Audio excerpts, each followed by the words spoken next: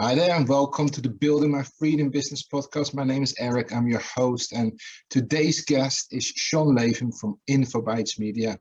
His company with their app, let's say if you sell t-shirts on your website, their app, when they plug it in, it will automatically distribute it to other marketplaces. Currently, it is only available in Australia, but they might be expanding in the future. I hope you enjoy this interview. And if you want to connect with me or maybe other listeners, join me on Facebook, facebook.com/Building My Freedom Business. Enjoy the interview. All right. I want to welcome on the podcast, Building My Freedom Business. I want to welcome Shaun. And Shaun, I haven't actually asked you in the pre-chat, how do I pronounce your surname? Is it Shaun? Shaun, you know it. Perfect. Shaun Latham? Latham, yes. Latham, that's it. All right, I'm just going to call you Shaun. But Indeed. Thank you so much. I really appreciate you taking the time to be a guest on this podcast. And I'm looking forward to have a chat with you about your journey, about where you get your inspiration from, what is your why, where do you see your business go, how do you serve people. So my first question to you is, for our listeners, can you give us a little bit of a background story of how you grew up, how you became an entrepreneur, what kind of businesses you've done, and tell us a little bit more at the end of that about the business that you are currently running. Sure. Well, it's a fairly long journey. I've worked in many different industries, and I'm probably a late bloomer in terms of being a business owner. I didn't start my business until 2006, but I guess online, that's reasonably early. Well, I did have a dabble in 1999, so I can say I've been doing it since last century. Yeah.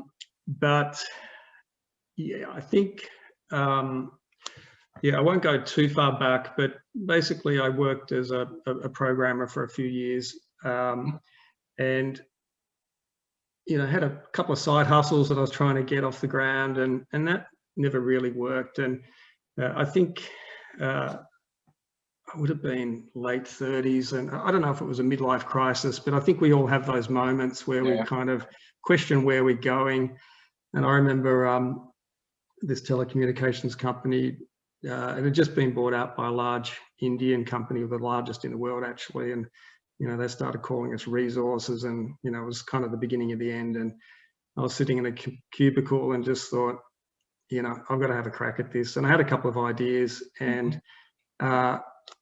I thought, how do I do this? I really wanted to resign, but, at the time it was pretty scary. And I remember being terrified because, I had young kids, and my wife was a teacher and pretty conservative.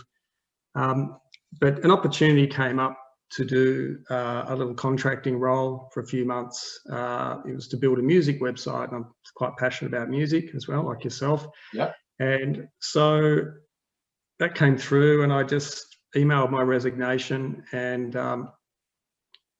went out on my own and did that. And I actually didn't tell my wife. It was a long weekend. I didn't tell her till she wasn't happy with me, but that's a whole other story. But look, it all worked out fine. And I think really, if you're going to get a business up and running, you do really need to go full-time. I think it's incredibly difficult to get something off the ground part-time.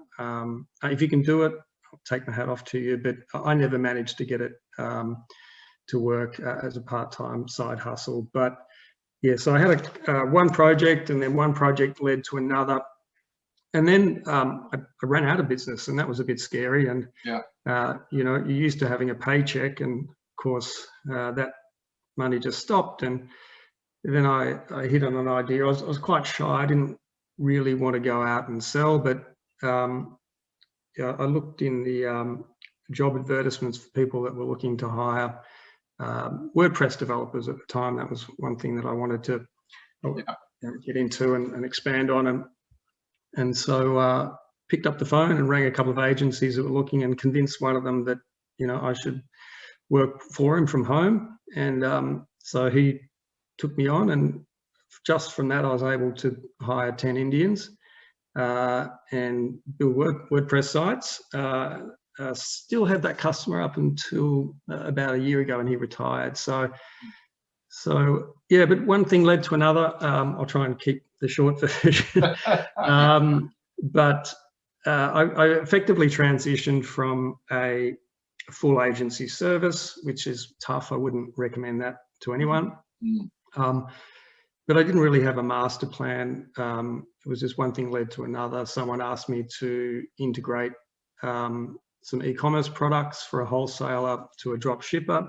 And then the wholesaler said to me, can you do that for some of my other clients? I've got 1,000 clients, and they'd be happy to pay for that. And then again, that sort of ended up being a business in its own right, and we turned that into an app. And then some of those wholesalers said, we want to get onto some of these marketplaces like eBay and Amazon, and we started to build those connections, and then that became an app. So yeah, it was just about starting and just responding to clients' requests effectively. I mean, I'm grossly simplifying it. There was a few wrong turns along the way, and I had one or two false starts in terms of startups. But I'd definitely say you're better off to build something based on people's problems than, the one that I did try and build based on, what I enjoyed, it didn't take off. So you really have to start from the customer. Yeah, so Shaun, tell me about the business that you are currently running, what it is called, and if you had to describe the problem that you solve for customers, what would that be? Okay, so we integrate e-commerce products. So let's say you've got a Shopify site and you're selling hats and t-shirts. Yeah. We'll plug in our app to that store and we'll push it to 8 to 10 marketplaces. And it's the simplest app that's around as far as all the customers tell us that. We only work with the Australian market. We may expand that down the track, but there's enough work in this market, and it means that we don't have to be on the phone, different time zones and whatnot. Okay, so I have a product. I give that to you. And you plug it into the app, and then it is automatically sent out to a variety of different platforms. Yes, so you effectively tag, let's say you want your products on eBay, you tag the products eBay, our app will pick those up. They'll push them through to the marketplace. We have a team that there's also some manual human touch points. Yeah. We'll do all the mapping of the categories. And then once the products are on the marketplace, before that, we'll work with the marketplace to send test products to get them approved. Yeah. So we do all, the problem that we're really solving is that getting onto marketplaces is difficult. People got to wrestle with APIs and CSV feeds and lots of toing and froing with data issues. But because we're marketplace experts, we just do all that for them. So it's effectively a done-for-you service at a reasonable price, and it's also a benefit to the marketplace. So we get a lot of referrals from the marketplace because they like working with us because we get the products on quickly and correctly. All right. What's the name of the business? Info Bytes Media is the company. Infobytes.com.au will find us on the web. And we're building so at the moment we're B2B, so we don't actually advertise. It's all referral from the marketplaces itself. Yeah. But we're building a B2C app called Agora Hub, which will launch the beginning of next year. All right. Well, thanks for that intro. Interesting. I could see that you've had quite a history of starting within other people's businesses and then jumping out on your own, or going for it your own, which is a scary but exciting journey, definitely. It is. The title of this podcast is Building My Freedom Business. If you hear the phrase freedom business, I mean, it is different for everyone, but what does it mean to you? If you hear the word freedom business, what do you think about? Yeah, well, I think I actually Googled it just for a bit of fun before, and I selected the image search. And of course, it was people sitting on the beach with their laptop or in the park with their laptop. Yeah. But So I think that's the popular perception of it, but I think the opposite is true. Really, the freedom business should be going to the beach without your laptop, and having a team to back you up to make sure that, you know, everything's getting delivered and the support tickets are getting answered and your customers are looked after. So really, that's what it's about. And it's also about, you know, you got to have a little bit of passion and a bit of mojo, you know. And we have our ups and downs, and it is a journey, but you really do need to, I guess, enjoy what you do in the long term, because it's not sustainable. And I think ideally, like, it takes years to get a business off the ground. Yeah. And if you're not passionate about it, and you're not persistent, then you'll probably burn out after, you know, 2 or 3 years. So I totally and utterly agree with you. You know, the people that want to start a business and by next week have that freedom element sorted out, that is definitely not how it works. But what I've also learned is that something needs to drive you, you know, needs to motivate you, needs to inspire you. So if you look at your life and your situation, I mean, what drives you, what motivates you, what inspires you, what is, in other words, what is your why for doing this? Yeah, well, I genuinely love helping people, and I think that's important. You know, I had a couple of conversations with clients today, and, you know, I do like to get on the phone and connect with them, and I get a real buzz out of making them money as well and making their life easier. And so I find that really rewarding. And I think a lot of people that build SaaS apps, they just think, oh, I just put this app up there and, you know, there's no phone number, or, you know, it's going to run on autopilot, and there's this mythical sort of money-making machine that, you know, it's going to make the till ring. But I think the reality is that, you know, business is about people, it's about relationships, and, you know, also giving and adding value. Because if you're not doing that in the long term, if you just take, you won't, you know, you get what you put in, basically. I agree. You get what you put in. That's going to be a little tagline. You get what you put in. I like that. So, you know, we all get our inspiration from different places. Some people listen to podcasts, read books. Some people like to meet up. Some people like to meditate. I mean, where do you get your inspiration from? How do you recharge yourself? I mean, or how do you gain knowledge? What do you do? Yeah, look, I think firstly, life's short. And you know, I lost my mother when I was reasonably young. So I think that's always been in the back of my mind, that, you know, you really get one life, and you've got to have no regrets. So, you know, get out there and have a crack. And, you know, you might not succeed, but at least, you know, when you're sitting on your deathbed, you'll say, hey, you know, I did my best. And I think, so that's one thing. And I think having a family, I had kids fairly young, and, you know, you kind of have to. I mean, like, to be honest, if you've got kids, failure is not really an option. So I'd advise any young people out there, have a bunch of kids, get a mortgage, all those sort of things, and you'll make it work, because you'll really have to.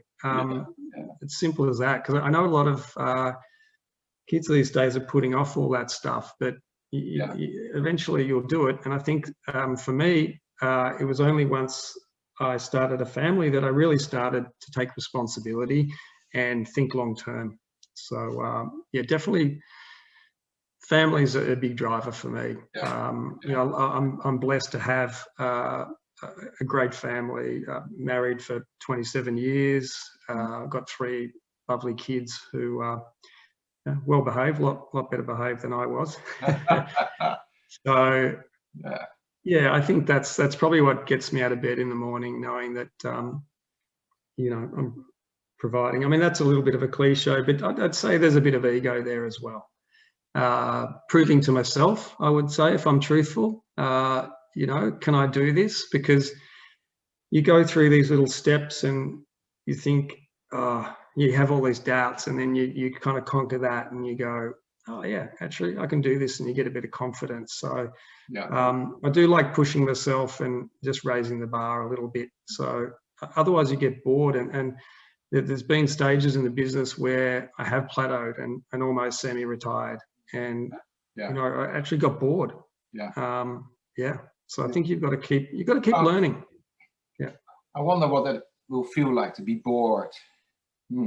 But I have I would want to ask you for some advice. Someone like me, I actually realized that, yes, I've been self-employed since 2010, but I've actually just been working for myself. I created a job for myself, and I'm now at a place where I'm just about to hire my first VA and going to build out a team, because for me that is one of the elements that needs to start building towards a freedom business. If someone is in the same place as I am, sort of, they've been having a job they created a job for themselves and they're going off to the next stage. Can you think of one, two, a few elements, ingredients that are really vital parts of building your freedom business? What would you say? You've named the number one. So anyone that's read the E-Myth, which is kind of the Bible and the original kind of book on moving from a technician to a business owner. So team is critical. And it's really hard because, you go from that technician stage where you're good at your job. And if you're good at your job, it's hard to then delegate that to someone else, because the reality is that that person you're delegating to might not necessarily do it as well as you do it.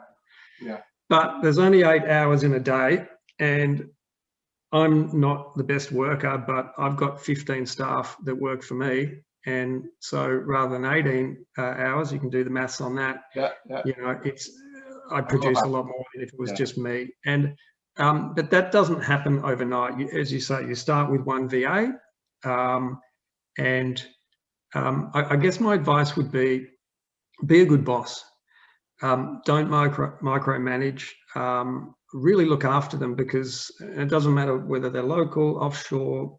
I mean, people are people, and you've had a job. You remember that boss that used to breathe down your neck, and don't be that guy, basically. And if, again, as I said earlier, you get what you put in. So invest in your team in terms of training, support. Let them have a bit of fun, give them some days off, give them the job that you'd want to have, basically, and they'll reward you in spades.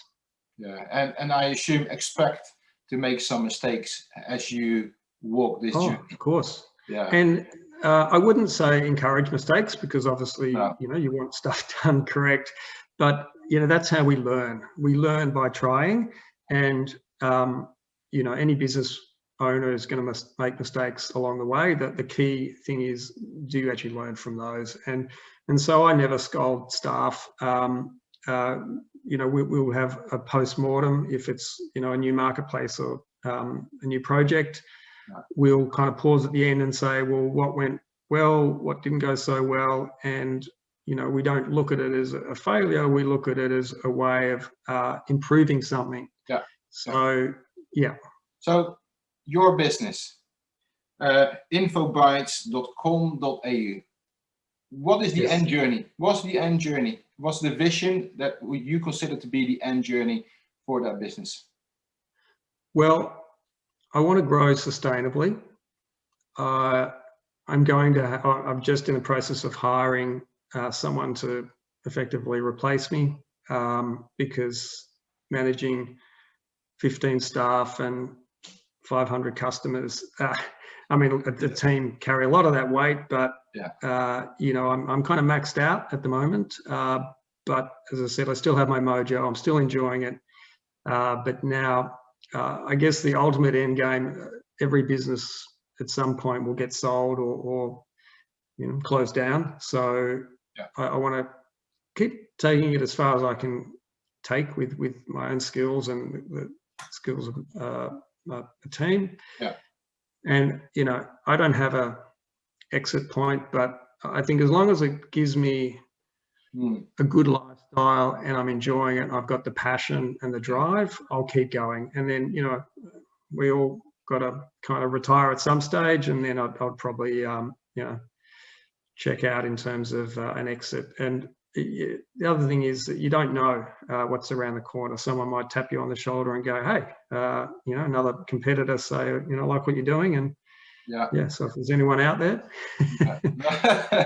I like what you said. As long as it gives you a good life, I think that's a good measure point. Either if you continue or if you sell, I mean, the outcome has to be that you're having a good life, and that the people around you that you love and care about also have a good life. And I mean, for me, that is an important measure point, that my wife, my children, that we can be a family and we can enjoy each other's company and relationships and stuff like that. And don't neglect that. One of my, not a big regret, but the reality is you do have to hustle a lot. Yeah.